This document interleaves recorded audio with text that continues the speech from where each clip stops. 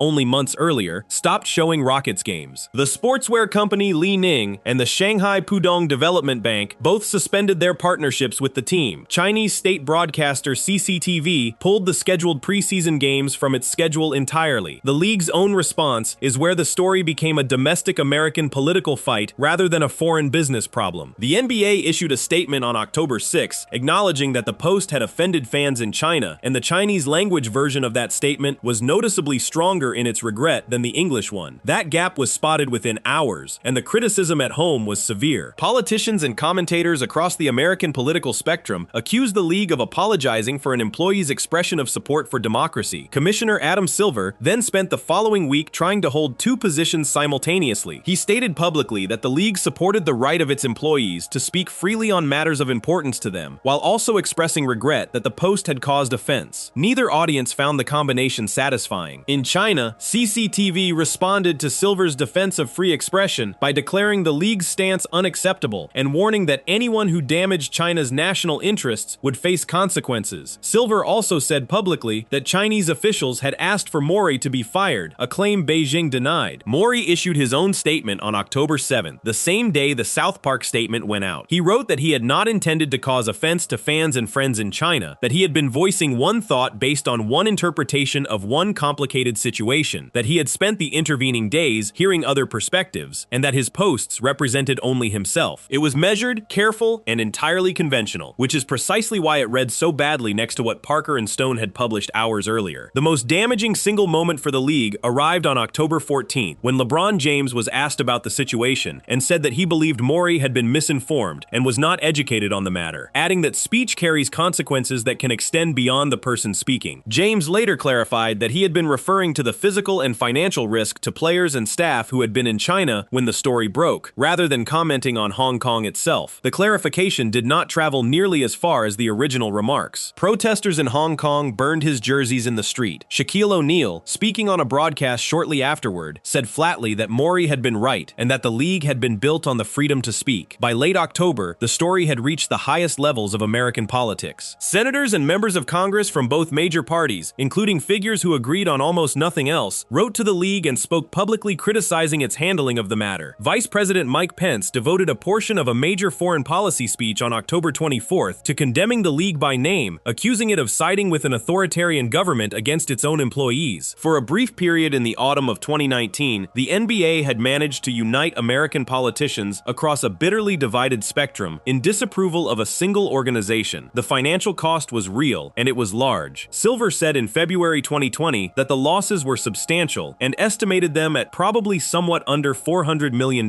Chinese state television did not carry NBA games again for roughly a year, resuming briefly in October 2020 for one game of the finals before a longer normalization process began. Sponsorship relationships had to be rebuilt from scratch. Mori stepped down as general manager of the Rockets in October 2020 and later described having spent the preceding 12 months believing his career in the sport might be finished. He joined the Philadelphia 76ers weeks after leaving Houston. The repair took years. It was not until December 2024 that the league announced it would return to China with preseason games, and those games were scheduled for Macau in October 2025, more than half a decade after a single deleted post had emptied the schedule. Placed next to what happened to South Park, the shape of the comparison becomes clear, and what it reveals is two completely different exposures to the same pressure. The league had built an enormous and valuable business inside China over 3 decades, involving broadcast rights, streaming deals, merchandising, youth development programs, exhibition games, and a fan base numbering in the hundreds of millions. Every one of those assets became leverage the moment a single employee said something objectionable. The organization had thousands of people whose livelihoods depended on those relationships, contractual obligations to partners, and players who had been physically inside the country when the crisis began. The cost of holding a position was measurable in hundreds of millions of dollars, and it fell on people who had never posted anything. South Park had none of that. No deal, no partner, no staff on the ground, no revenue, no exposure whatsoever. When the same pressure arrived, there was nothing for it to grip. That is the reason the two stories fused together in public memory, and it is the reason the opening line of the South Park statement worked as well as it did. Parker and Stone did not put the NBA first because they had a particular grievance with basketball. They put it first because the league was, at that exact moment, the clearest available illustration of the thing their episode had been about, playing out in real time on the front page while the episode was still in the news cycle. The coincidence of the timing was total. Banned in China was written and animated weeks in advance under the show's compressed production schedule, and there is no version of events in which anyone involved knew what a basketball executive was going to post on a Friday night. The episode did not predict the NBA crisis. It described a pattern, and the pattern produced another example 48 hours later, which is a considerably more unsettling thing than a prediction. It also handed the show something no amount of promotion could have bought. A satirical episode about American institutions folding under Chinese commercial pressure was released into a week in which one of America's largest sports leagues folded under Chinese commercial pressure, and then the show itself was banned by China, and then the show made a joke about all three things in 60 words. The three stories were inseparable within days, and each one made the others harder to dismiss as an isolated incident. The uncomfortable part, and the part that neither the show nor its admirers in Washington dwelt on much, is that the league's behavior was entirely rational irrational. An organization with billions of dollars and thousands of jobs tied to a market does not have the same freedom as two men who never entered it. Recognizing that does not excuse anything, but it does explain why the pattern kept repeating with company after company, and why the only American production willing to say the quiet part out loud was one with nothing whatsoever to lose. The Hong Kong situation that triggered all of this had been building for 4 months by the time of the post. Demonstrations had begun in June 2019 over proposed legislation permitting extradition to the mainland, drawing crowds that organizers estimated in the hundreds of thousands and in some cases over 1 million. The bill was suspended in June and formally withdrawn in September, by which point the movement had expanded well beyond it into broader demands, and confrontations between protesters and police had become a weekly feature of international news broadcasts. Anyone following world events at all in the autumn of 2019 knew what the phrase in that image referred to. The exhibition games in Shanghai and Shenzhen went ahead on October 10th and 12th, which is one of the stranger footnotes of the whole episode. What did not go ahead was everything around them. Promotional appearances were canceled, fan events were called off, media availabilities were scrapped, with reporters turned away from sessions that had been scheduled for weeks. Banners and signage were removed from venues. The games themselves were played in front of full arenas, while the entire commercial apparatus that normally surrounds them had been stripped out, which produced the surreal image of a business relationship continuing and collapsing at the same time. Chinese state media coverage through the following weeks was extensive and largely unified in framing. The league was described as having offered an insincere apology, then as having compounded the offense by defending free expression, and commentary repeatedly returned to the argument that commercial partners who benefit from a market have an obligation not to insult it. That framing found a genuine audience. A significant portion of the anger directed at the league came from ordinary basketball fans rather than from official channels, which is a detail frequently omitted from American accounts of the episode. The rebuilding took the better part of 6 years and was conducted almost entirely in silence. There was no reconciliation announcement, no joint statement, and no moment where the dispute was declared over. Broadcasts resumed gradually. Sponsorships were quietly renewed. New leadership was appointed to run the league's operations in the country. By the time preseason games were scheduled to return in 2025, the sequence of events that had caused the rupture was rarely mentioned in coverage of the announcement at all. The individual at the center of it never retracted anything. He apologized for causing offense, which is not the same thing, and he has spoken since about the year he spent believing his career had ended. He continued working in the sport, moved to a different franchise, and the deleted post remains one of the most consequential 7 words anyone in American professional sport has ever published. The episode had aimed most of its running time at a target far larger than any single sports league, and that target had been quietly operating the same way for the better part of 2 decades. Before we move on, if you're enjoying this analysis, please consider subscribing. It helps the channel tremendously. The censor sitting in the writer's room was not really a joke about China at all. He was a joke about the people on the other side of the table, and the specific edits he demanded had already been made, quietly and voluntarily, in some of the biggest films Hollywood had released that decade. Section 6. The Real Target. Hollywood's Quiet Rewrite Rules. The prison camp got the attention, but the biopic subplot was where the episode actually made its argument, and that argument was aimed at people living in Los Angeles rather than Beijing. To see why, it helps to understand how a foreign film actually reaches Chinese cinemas, because the system is not the one most viewers assume. China has never operated a public film ratings board of the kind familiar in the United States or Britain. There is no equivalent of a certificate that lets a film be released with a warning attached. Every film shown commercially requires approval, and approval is granted by regulators whose criteria are not published in any comprehensive form. In 2018, oversight of film approval moved to a department under the Communist Party's central propaganda apparatus, tightening a process that was already opaque. Sitting above that process is a quota. Under the terms negotiated when China joined the World Trade Organization in 2001, a limited number of foreign films could be imported each year on revenue-sharing terms, initially 20. That figure was raised to 34 in 2012, following a further agreement. For a studio, this means access to the largest or second largest cinema audience on Earth arrives as a slot, granted at somebody's discretion, competed for against every other major release in the world. Combining an unpublished rulebook with a limited number of slots produces the single most important dynamic in this entire story. Studios do not usually wait to be told what to cut. They guess in advance. They remove anything that might conceivably cause a problem at the script stage before a regulator has ever seen a frame. Nobody is ordered to do anything, which means nobody has to admit that anything happened. That is exactly what the censor and banned in China was depicting. He never threatened anyone. He sat in the room, listened politely, and mentioned that certain elements would be difficult. Everyone in the room then did the work for him. It reads as absurd absurd until it is lined up against the actual record of the previous decade, at which point it stops being absurd and starts looking like reporting. Doctor Strange, released by Marvel in 2016, is the cleanest example. In the original comics, the character known as the Ancient One is a Tibetan man. In the film, the role went to Tilda Swinton, a white British actress, and the character's origins were relocated entirely. The studio absorbed months of criticism at home for the casting choice. One of the film's screenwriters, C. Robert Cargill, explained in an interview that portraying a Tibetan character carried a real risk of alienating an audience of 1 billion people, and that any version of the character they could have written was going to upset somebody. Tibet is among the most sensitive subjects in the entire relationship, and the simplest way to avoid it was to make the character not be from there. World War Z, released in 2013, went the same way. An early version of the script had characters speculating that the outbreak driving the film's plot had originated in China. That dialogue was removed before release, reportedly at the suggestion of the studio's own distribution executives, who wanted to preserve the film's chances of a Chinese release. The film did not end up receiving one anyway. Iron Man 3, from the same year, went in the opposite direction. A separate version of the film was assembled for the Chinese market, containing additional footage shot with Chinese actors, a subplot in which Tony Stark is treated by Chinese doctors, and prominent product placement for a Chinese milk drink. That version was a courtship, and the courtship makes the point more sharply than any cut would have. Bohemian Rhapsody, the Queen biopic released in 2018, followed a similar path. The version approved for Chinese cinemas had removed references to Freddie Mercury's sexuality, including scenes and dialogue central to the man's actual life. This detail matters more than any of the others for understanding the episode, because the subplot in Banned in China is specifically about a banned biopic, and homosexuality specifically appears on the censor's list of things that must be cut. Parker and Stone were not inventing a hypothetical. They were pointing at a film that had won 4 Academy Awards earlier that same year. Top Gun: Maverick produced the case that traveled furthest. When the first trailer appeared in July 2019, only weeks before Banned in China aired, viewers noticed that the patches on Tom Cruise's flight jacket had changed from the 1986 original. The Taiwanese and Japanese flags were gone, replaced with abstract symbols in similar colors. Reporting later connected the change to the involvement of Tencent, which was backing the production at the time. When Tencent's involvement ended, the flags returned, and the film released in 2022 with the original jacket intact. It was never shown in Chinese cinemas. Abominable, an animated film, arrived in September 2019, roughly a week before Banned in China. One scene included a map on a wall showing a boundary line in the South China Sea that reflects Chinese territorial claims disputed by several neighboring countries. Vietnam pulled the film from cinemas. Malaysia demanded the scene be cut. Officials in the Philippines called for a boycott. A children's film about a Yeti had become a diplomatic incident across Southeast Asia. None of this began recently. In 1997, 2 major films dealt directly with Tibet. 7 Years in Tibet, starring Brad Pitt, and Kundun, directed by Martin Scorsese and distributed by Disney. Both drew furious responses. The people involved in the first were barred from entering China. In the case of the second, Disney's chief executive traveled to Beijing the following year and personally described the film as a mistake in a meeting widely reported at the time. That is the moment most historians of this subject point to as the beginning of the modern arrangement. A studio with enormous ambitions in the market learned that a film could threaten those ambitions and behaved accordingly. The examples multiplied through the following decades. A 2012 remake of Red Dawn had its antagonists digitally altered in post-production from Chinese to North Korean at considerable expense after the film was already shot. Leaked studio emails revealed that a scene in the 2015 comedy Pixels showing damage to the Great Wall had been removed for the same reason. Django Unchained was pulled from Chinese cinemas on its opening day in 2013 and returned weeks later in an altered form. In August 2020, less than a year after the episode aired, the free expression organization PEN America published a lengthy report on the subject, examining how casting, dialogue, plot, and setting decisions were being shaped by anticipated Chinese objections. Its central finding was that the industry had normalized preemptive self-censorship, making changes in anticipation of what a censor might want, rather than in response to anything a censor had actually said. The report's author described that normalization as the primary concern, more than any individual cut. That is the precise mechanism Banned in China dramatized, and the reason the episode holds up better than most topical satire. The joke was not that a foreign government was forcing American writers to change their work. The joke was that American writers were changing their work first, on their own initiative, to avoid a conversation nobody had yet asked them to have, and then describing the result as their creative vision. Putting Mickey Mouse in charge of that process was not a random choice either. Disney's exposure was larger than any other studio's by a wide margin. Beyond the box office receipts of the Marvel and Star Wars franchises, the company had opened a resort in Shanghai in 2016 at a reported cost of around $5.5 billion,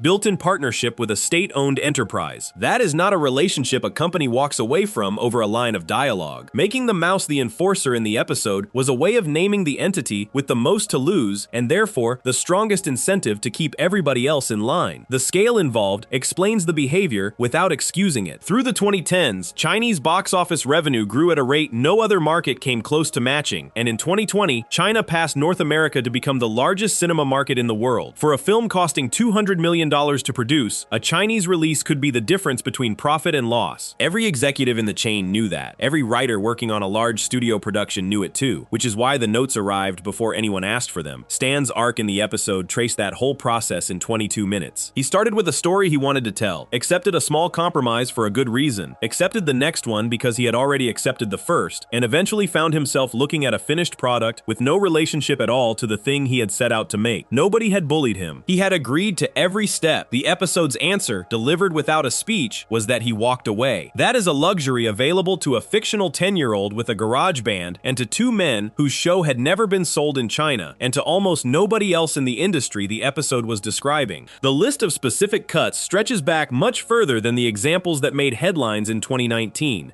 and the smaller ones are often more revealing than the famous ones. A 2006 spy sequel had scenes shot in Shanghai altered because they showed laundry hanging from apartment windows, an image regulators considered unflattering. A 2007 pirate film had most of the scenes featuring a major Hong Kong actor removed from its Chinese release. A 2012 James Bond film lost a sequence in which a Chinese security guard is killed and had subtitles altered elsewhere. A 2012 comedy sequel had a sequence set in a Chinatown trimmed. A 2012 science fiction epic lost roughly 40 minutes of running time. None of these changes were announced. Audiences in each country simply saw different films. There are also whole categories of story that are difficult to release in China regardless of politics. Guidance applied to domestic production has long discouraged supernatural content presented without a rational explanation, depictions of time travel that alter history, and stories in which crimes go unpunished. Reporting through the 2010s and into the 2020s described tightening standards on far smaller details as well, including visible tattoos, certain clothing, and smoking. A studio trying to anticipate all of this without a published rulebook ends up making a great many defensive choices, most of which never become public because nobody outside the production knows what the original version contained. The most vivid single example arrived more than 2 years after the episode aired, and it demonstrated the mechanism more clearly than anything Parker and Stone could have written. In early 2022, viewers on a major Chinese streaming platform discovered that a well-known 1999 film about an underground fight club had been given a completely different ending. Instead of the original conclusion, the film cut to a black screen carrying text explaining that the authorities had uncovered the plot, arrested those responsible, and that the protagonist had been sent for treatment and later released. A film's meaning had been reversed by a paragraph of text. International coverage was immediate and unflattering, and within weeks, the original ending was restored. There was also a case from 2020 that cut against the studio the episode had put on screen. A large-scale live-action remake released that year included, in its closing credits, thanks to government bodies in a region of China that was at that moment the subject of extensive international reporting about mass detention. The credits were not a censorship decision. They were the routine acknowledgement any production gives to the authorities who granted filming access. That is exactly what made them so uncomfortable, because it showed how ordinary the entanglement had become. Nobody had to be pressured into anything. The relationship simply existed, and the credits recorded it. Alongside all of this ran a parallel route into the market. Films made as official co-productions with Chinese partners fall outside the import quota entirely and keep a much larger share of ticket revenue, which gave studios a powerful incentive to structure projects that way. The requirements for qualifying include Chinese investment, Chinese cast members, and content approval, which means the co-production route builds the censor's preferences into a film's DNA at the financing stage, rather than applying them at the end. By the late 2010s, a substantial number of large American productions had at least explored that structure. Put all of it together, and the polite man in the writer's room stops looking like a caricature. He looks like an accurate composite of a set of incentives that had been operating for 20 years, sitting in a chair, being reasonable, and getting everything he wanted without ever having to ask twice. South Park had been circling this particular subject for a long time before it finally landed a punch, and some of its earlier attempts had aged considerably worse than this one. Before we move on, if you're enjoying this analysis, please consider subscribing. It helps the channel tremendously. Banned in China was not the first time the show had built built an episode around China, and it was not the 10th time either. The earlier attempts stretch back 2 decades, and reading them in order shows a series slowly working out what it actually wanted to say. Section 7. The Long Run-Up. City Walk, The China Program, and 20 Years of Jokes. South Park had been putting Chinese characters and Chinese storylines on screen since its early seasons, and the shape of those jokes changed enormously over 20 years. Reading them in order is the clearest way to see a series slowly working out what it actually wanted to say about the subject. The first recurring one arrived in Season 6, in a July 2002 episode called Child Abduction is Not Funny. Panicked parents decide the only way to keep their children safe is to build a wall around the entire town, and they hire a local restaurant owner named Tuong Lu Kim to do it, on the reasoning that his ancestors presumably built one already. The wall goes up, Mongolians promptly knock it down. Lu Kim rebuilds it. They knock it down again. The gag runs the length of the episode, and it is a joke about a specific piece of history compressed into a small town setting. Lu Kim stuck around. His restaurant, City Walk, became one of the show's standard background locations, appearing across dozens of episodes over the following decade. The character was performed by Trey Parker in a broad accent, built around a running joke about the pronunciation of the restaurant's own name, and the humor was almost entirely constructed out of that accent. It is the kind of material that a great deal of late 90s and early 2000s American comedy produced without much thought, and it is the part of the show's history with the subject that has aged least comfortably. The series eventually addressed that directly, though whether the address works is still argued about. In a Season 15 episode from June 2011 called City Sushi, a Japanese restaurant opens next door to City Walk, and Lu Kim declares war on it. The episode ends with a reveal that Tuong Lu Kim does not exist, and never did. He is one of several personalities belonging to a white psychiatrist with dissociative identity disorder, a man who had been treating himself for years without realizing it. In a single scene, the show retroactively reframed 9 years of accent-based comedy as a joke about the man performing the accent, rather than about anyone he was imitating. Whether that reframing is clever or a retrofitted excuse is a genuine disagreement among people who follow the show closely. What is not in dispute is that it happened, and that it demonstrates a habit both creators have returned to repeatedly, which is folding criticism of a joke back into the joke rather than removing it. The show's first full episode about China as a country rather than as a restaurant arrived in October 2008. The China Program was the 8th episode of Season 12, the 175th of the series overall, and it aired on October 8th, almost exactly 11 years to the day before Banned in China would get the show banned. It was also dedicated to Isaac Hayes, the voice of Chef, who had died that August. The setup is worth describing precisely, because the target of the episode is not what the title suggests. Cartman watches the opening ceremony of the 2008 Beijing Olympics on television, a ceremony that was enormous in scale and widely described at the time as a demonstration of national capability aimed at the rest of the world. He is left with a nightmare and a conviction that China is days away from invading the United States. Nobody else takes him seriously. Kyle refuses to even engage with him, so Cartman recruits Butters, and the two of them attempt to infiltrate what they believe to be a Chinese command center, which is actually a branch of an American chain restaurant. The joke, from beginning to end, is Cartman. The episode is about a specific strain of American anxiety, the fear that a rising country is about to arrive and take everything, and it treats that fear as ridiculous by giving it to the least reliable character in the series and letting him act on it. There is no critique of Chinese policy anywhere in it. There is barely any China in it at all. The episode also had an unusually rough production history for the show. Both of its halves were written in response to events that had happened during the season's summer break, the Olympics, and a widely criticized Indiana Jones sequel, and by the time the episode aired in October, both had faded from public conversation. A series famous for turning around commentary in 6 days had, for once, arrived late. Chinese officials returned in a Season 16 episode from November 2012, built around a presidential election and the news, only days old at the time, that Disney had purchased Lucasfilm. The episode put Mickey Mouse and Chinese government figures on screen together in a story about who ends up controlling a valuable piece of intellectual property, which is a combination that reads differently in hindsight than it did at the time. One of the Chinese characters designed for that episode, a general, was later reused as the visual basis for 2 new generals in Banned in China. Xi Jinping himself first appeared in a Season 19 episode from November 2015, where he was shown speaking on the telephone with Randy Marsh. That design sat in the show's asset library for 4 years, until it was pulled back out for the episode that would end up causing all the trouble. There is something slightly absurd about the fact that the character at the center of an international incident had originally been drawn for a subplot in a story about fan art. Line those episodes up, and the change in the show's approach becomes obvious. In 2002, China was a takeout restaurant and a wall. In 2008, China was a projection screen for Cartman's paranoia. In 2012 and 2015, Chinese officials were background pieces in stories about other things. In 2019, China was the entity deciding what an American film could contain, and the joke was no longer about accents or invasion fears. It was about money, leverage, and the specific mechanism by which a foreign government's preferences end up written into a Hollywood script. That shift tracks something real rather than reflecting a change of heart at the show. In 2002, the Chinese box office was small enough to be irrelevant to studio planning. By 2019, it was in a genuine contest with North America for the largest in the world, and no major studio release was greenlit without somebody in the room asking how it would play there. The subject had changed underneath the show, and the show followed it. There is one more thread running through all of this that matters for what happened next. South Park has always been unusually willing to aim at the people who write its checks. It has mocked Comedy Central by name, built entire episodes around fights with its own network standards department, and repeatedly put executives from its corporate parents on screen as villains. Making Mickey Mouse the antagonist of Banned in China drew on one of the show's oldest habits, applied to a target that happened to be enormous. One earlier episode maps onto the China program almost exactly, and it was made 9 years before it. In November 1999, the show's third season produced a story about a wildly popular Japanese toy and cartoon franchise sweeping through the town, with every child in South Park obsessed and every parent baffled. The eventual reveal is that the entire franchise is a scheme to raise an army of American children and persuade them to attack a naval base in Hawaii. The joke lands on a particular strain of American unease at the time, when Japanese consumer exports and Japanese corporate success were producing a genuine national anxiety, and the episode simply took that anxiety at face value and let it play out. 9 years later, the show did the same thing with a different country, and the structure was identical. A rising economic power, an American convinced that the rise is an invasion, and a punchline built on how ridiculous the American looks, rather than on anything the other country has actually done. Read side by side, those two episodes form a matched pair about how the United States processes the success of somebody else. What changed by 2019 is that the anxiety had stopped being imaginary. Cartman's fear in 2008 was a joke because there was nothing behind it. Stan's problem in 2019 was a description of a business arrangement that already existed, that everyone in the industry understood, and that nobody would discuss on the record. The show did not become more paranoid about China. The subject stopped requiring paranoia. Banned in China also sits inside a much longer tradition of the show, going after enormous companies by name, and that tradition matters because it establishes that Mickey Mouse was not a special case. In 2004, the series built an entire episode around a giant discount retailer arriving in town, treating the store as a sentient entity that feeds on the willingness of ordinary people to buy cheap things. In 2011, it aimed at a technology company and its user agreements, constructing one of the ugliest images in the show's history out of the observation that nobody reads the terms before clicking accept. In 2018, it turned an episode over to warehouse conditions at a large online retailer, in the middle of a period when those conditions were being widely reported. In every one of those cases, the show made the same move it made with China. It found the point where a consumer's convenience and a company's behavior meet, and it refused to let the audience off the hook for their half of the transaction. The retailer episode puts its weight on the townspeople who keep going back. The technology episode puts its weight on the customer who agreed to everything without looking. Banned in China follows precisely that structure, which is why Stan and Randy carry the plot rather than Xi Jinping or Mickey Mouse. The show's willingness to aim at its own corporate parents fits the same pattern. Executives from the companies that have owned the series at various points have been depicted on screen as grotesque, greedy, or actively criminal. The network has been named, mocked, and accused of cowardice inside episodes it was paying for and broadcasting. That habit created a working relationship in which nobody at the show expected to be protected, and in which the creators had long since worked out what they would do if a corporate parent asked them to soften something. City Walk, meanwhile, kept operating in the background of Springfield's Colorado counterpart for the entire run. The restaurant appeared as a location in dozens of episodes. Its owner turned up at town meetings and in crowd scenes, and the accent joke ran for the better part of a decade before the show detonated it. Watching those appearances now, with the 2011 reveal in mind, produces a strange effect. Every one of them is either a joke that has aged badly or a long game that took 9 years to land, and the show has never made much effort to tell the audience which. The economics of that reuse are also part of the story. Because the series is animated in a week, the studio maintains an enormous library of existing character models, backgrounds, and props that can be pulled off a shelf and dropped into a new episode without being rebuilt. A general designed for one throwaway scene in 2012 becomes two generals in 2019. A world leader drawn for a subplot about fan art in 2015 becomes the the head of state at the center of an international incident 4 years later. That library is one of the quiet reasons the show can turn around a topical episode faster than anyone else, and it means the visual history of the series accumulates in layers that most viewers never notice. The change in target across those 2 decades tracks something that happened in the world rather than something that happened at the show. In 2002, the funniest available thing about China, from a small-town American perspective, was a takeout restaurant and a wall. By 2019, the funniest available thing was that a government on the other side of the planet had acquired an effective vote on what an American film could contain, and that nobody in Los Angeles wanted to discuss it. Both jokes are about American parochialism. Only the second one has consequences. That habit is also why the reaction to the episode surprised so few people who had followed the series closely. Parker and Stone had been in this exact situation before. They had been censored, threatened, and overruled, and not by a foreign government. It had happened repeatedly, on American television, by the network airing their show, and the way they responded to it each time explains almost everything about how they responded in October 2019. Before we move on, if you're enjoying this analysis, please consider subscribing. It helps the channel tremendously. Long before any Chinese platform pulled a single clip, South Park had already lost fights over what it was allowed to show, and the people doing the censoring had been sitting a few floors above them in their own building. Those earlier fights are the reason nobody at the show flinched in 2019. Section 8. The Pattern. 20 years of fighting censors. The reason nobody at South Park Studios appeared rattled in October 2019 is that being censored was not a new experience for them. It had happened repeatedly across 2 decades, and the people doing it had usually been American, frequently been their own employers, and occasionally won. The story starts before the show even reached its 2nd season, with a feature film. South Park, Bigger, Longer, and Uncut was released in June 1999, and Parker and Stone spent months in a running dispute with the American Ratings Board over what the film was permitted to contain. The plot of that film, underneath the songs and the profanity, is about a group of parents who become convinced that a foul-mouthed Canadian cartoon is corrupting their children, launch a moral panic, and end up starting a war over it. They made a film about censorship and then had to fight a censor to release it, which set a template the next 20 years would keep repeating. In July 2001, the show aired a season 5 episode called Super Best Friends, in which the world's religious leaders operate as a superhero team. The Prophet Muhammad was one of the members, drawn and voiced and given lines like everybody else. The episode was broadcast without incident, repeated without incident, and nobody involved gave it much further thought at the time. That detail matters enormously for what happened later, because it establishes that the show had already done the thing that would eventually become impossible, and that the impossibility arrived afterward. In April 2006, the show aired a 2-part story called Cartoon Wars, built around a fictional Family Guy episode that plans to depict Muhammad. The real-world context was immediate. Newspapers across Europe had published caricatures of the Prophet the previous autumn, and the resulting protests, boycotts, and violence had dominated international news for months. The South Park episodes were explicitly about the question of whether a broadcaster should show something because someone has threatened them over it. When the 2nd part aired, the moment in which Muhammad was to appear was replaced with a black screen carrying text stating that the network had refused to broadcast the image. That text was real. Comedy Central had in fact declined to air the scene. Parker and Stone left the network's refusal in the episode as a title card, turning the act of censorship into the content of the show, which is a trick they would use again. Their stated position on all of this has been consistent and simple for as long as they have been asked about it. Either everything is available to be joked about or nothing is, and carving out exceptions based on who is likely to react badly means that the loudest and most threatening group ends up writing the rules for everyone. That position was tested about as hard as it can be 4 years later. In April 2010, the show aired its 200th episode, followed a week later by its 201st. The story brought back an enormous number of the celebrities the series had mocked over its run, and built its plot around an attempt to obtain Muhammad, who spends most of the 2 episodes concealed inside a bear costume. Between the broadcast of the 1st part and the 2nd, an American website associated with a small radical group posted a message warning Parker and Stone about what had happened to a Dutch filmmaker who had been murdered in Amsterdam in 2004, and included details about where the show's offices were located. The person responsible was later prosecuted and convicted. Comedy Central's response was severe. The 2nd episode aired with heavy audio bleeping over any mention of the Prophet's name, with black bars covering the character, and with an entire closing speech removed. That speech dealt with fear and intimidation, and with how threats change what people are willing to say. The network censored a monologue about censorship, which is close to the most literal illustration of the show's argument that anyone could have engineered. Neither episode has been made widely available since. When the series moved to a major streaming service in 2020 as part of an enormous library deal, those 2 episodes episodes were absent, and they have remained absent from the show's main streaming home. Anyone who wants to see them has to find them the way Chinese fans used to find South Park. That is the single most important fact for understanding the show's posture in 2019, and it is one that most coverage of the China story left out. When people describe South Park as a show that has never been successfully censored, they are wrong. It has been on American television by an American company, and the censorship stuck. 2 episodes were effectively removed from circulation and remain so more than 15 years later. There was another fight in between, and it involved a different kind of pressure entirely. In November 2005, the show aired a season 9 episode built around Scientology, laying out the church's beliefs in detail on screen, with an on-screen note stating that this was what adherents believed, while a subplot poked at Tom Cruise. Isaac Hayes, who had voiced Chef since the first episode and was himself a Scientologist, left the series the following March, citing intolerance toward religion. Parker and Stone responded publicly by pointing out that Hayes had never objected during the many years the show had done the same thing to Catholics, Jews, Mormons, and Christians generally. Days after Hayes departed, a scheduled repeat of the Scientology episode was pulled from the schedule at short notice and replaced with a different episode. Reporting at the time linked the decision to pressure connected to Cruise, though the studio behind his films denied involvement. Parker and Stone issued a short statement written in the voice of defeated warriors, saluting their conquerors, promising that the long war for the planet had only just begun. That statement structure sits remarkably close to the one they would publish 13 years later. Same joke, different opponent. Set all of it side by side, and the shape of their record becomes clear. They lost the Muhammad fights. They partially lost the Scientology fight. They won the ratings fight over the film, more or less, and they won the China fight completely, and they won that last one because their opponent had no way to reach them. Those 4 fights also need separating from the ordinary week-to-week reality of making the show, because the dramatic cases are the exceptions rather than the rule. Every episode passes through a network standards review before broadcast, and that review produces a steady stream of small negotiations about specific words, specific images, and specific jokes. Certain profanities are bleeped on the original broadcast and restored on home releases. Lines get flagged, argued over, and sometimes kept. Both creators have described this as a routine and mostly workable relationship rather than a running battle, and the great majority of what they have wanted to put on screen has ended up on screen. That context makes the exceptions legible. A show that fights about everything is simply difficult to work with. A show that accepts hundreds of small notes a year and then refuses to move on 4 specific occasions across 2 decades is telling anyone paying attention exactly where its actual line sits. Parker and Stone understood that distinction perfectly well, which is why the mock apology reads the way it does. It is not the statement of 2 men who believe they have defeated an adversary. It is the statement of 2 men who noticed they were standing in the one spot on the field where nothing could hit them, and who decided to use that spot to point at everybody who was not so lucky. The fight over the 1999 film deserves a little more detail because it established the pattern early. The film was submitted to the American Ratings Board repeatedly and came back rated for adults only each time, which for a studio release is close to commercially fatal. Parker has described going through multiple rounds of cuts and resubmissions to secure a restricted rating instead, with material removed each time. The film that reached cinemas was the product of a negotiation with a censor, and its plot concerns a town that goes to war over the corrupting influence of a cartoon. The subtitle itself was reportedly a replacement for an earlier one that had been rejected, and the joke buried inside the replacement went unnoticed by everyone who had objected to the first. The philosophy the pair have stated repeatedly across all of these fights is narrower than people often assume. They are not arguing that offensive material is valuable, or that mocking a religion is a public service, or that comedians occupy some special protected role. The argument is procedural. If a subject becomes untouchable because the people attached to it are willing to make life difficult, then the boundary of acceptable speech is being set by whoever is prepared to be most threatening, and every group paying attention will draw the obvious conclusion. That is why they insisted on the Prophet appearing in 2006 and 2010,